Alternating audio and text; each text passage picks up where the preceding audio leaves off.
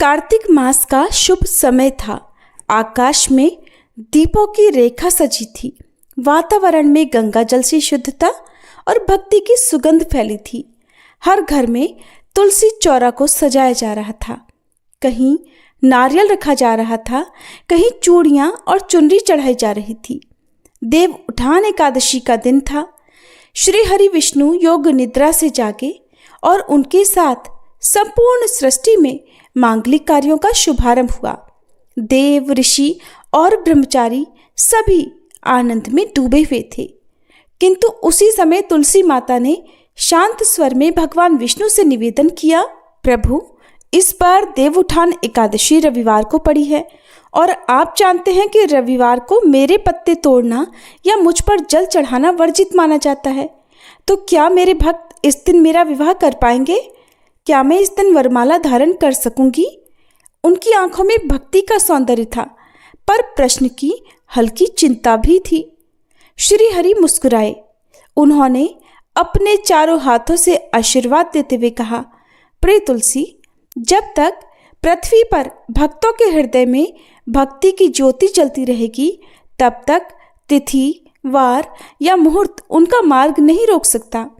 रविवार को तुम्हारे भक्त यदि केवल जल का छींटा देकर, दीप जलाकर और मन में विवाह का संकल्प लेकर तुम्हारा पूजन करें, तो वो भी मेरे लिए उतना ही प्रिय होगा जितना विधि पूर्वक किया गया विवाह। और जो भक्त सोमवार, द्वादशी, त्रयोदशी, चतुर्दशी अथवा कार्तिक पूर्णिमा को विवाह करेंगे, उन्हें भी समान फल प्राप्त होगा, क्योंकि मैं फल को नहीं, भक्तों की भावना को देखता हूँ। भगवान के इन वचनों को सुनकर तुलसी माता का मुख प्रभा मंडल से दमक उठा और उन्होंने कहा, प्रभु, तब मैं इस बार भी अपने भक्तों के आंगन में सजूंगी। फिर वे चाहे रविवार को मेरे चरणों में दीप रखें या सोमवार को मुझ पर चुनरी चढ़ाएं, मैं उनके घरों में वही आनंद और वैकुंठ तुल्य सुख लाऊंगी। भगवान विष्णु ने मंद मुस्कान से कहा, ऐसा ही होगा तुलसी, क्योंकि तुम्हारा नाम लेने मात्र से ही मेरे भक्तों के पाप जो नष्ट हो जाते हैं, और विवाह के दिन तो तुम्हारे साथ मैं स्वयं उनके द्वार आता हूँ। इस प्रकार तुलसी माता और भगवान विष्णु ने ये संदेश दिया कि देव उठनी एकादशी से कार्तिक पूर्णिमा तक जिस भी दिन भक्त सच्चे भाव से तुलसी विवाह करेंगे, उन्हें वही पुण्य और वही सुख प्राप्त होगा। चाहे रविवार को केवल संकल्प और दीपदान करें या फिर सोमवार को पूर्ण विधि विधान सहित विवाह करें, दोनों ही तुलसी माता और श्री हरि विष्णु को समान रूप से प्रिय है। और तुलसी जी के पास बैठा हुआ हर भक्त उस रात यही अनुभव कर रहा होगा कि जैसे भगवान स्वयं कह रहे हों, जहाँ तुलसी वहाँ मैं हूँ, जहाँ भक्ति और वही वरदान है। तो प्रिय श्रोताओ, इस बार रविवार के दिन तुलसी विवाह का संयोग पड़ रहा है, लेकिन जो भक्त रविवार के दिन विवाह ना करना चाहें, वो अन्य दिनों में भी तुलसी जी का विवाह करा सकते हैं। आइए जानते हैं तुलसी विवाह के सभी शुभ मुहूर्तों के बारे में।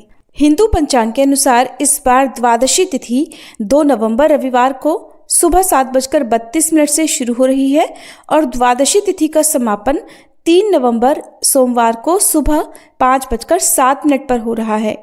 तुलसी जी के विवाह के लिए ब्रह्म मुहूर्त या फिर शाम का गोधूली मुहूर्त उत्तम माना जाता है।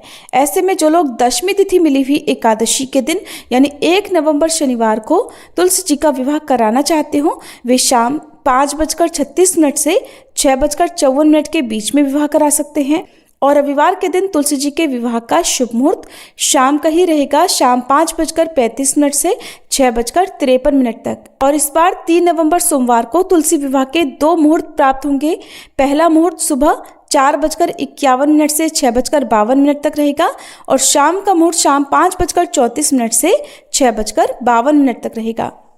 इसके बाद 4 नवंबर मंगलवार को वैकुंठ चतुर्दशी के दिन सुबह 4:51 से 6:35 तक और दूसरा मुहूर्त शाम 5:34 से 6:52 तक रहेगा। और 5 नवंबर बुधवार को सुबह 4:52 से 6:36 तक और शाम को 5:33 से 6:51 तक तुलसी विवाह का उत्तम मुहूर्त रहेगा। और इस दिन कार्तिक पूर्णिमा है और इसी दिन कार्तिक मास की समाप्ति भी होगी।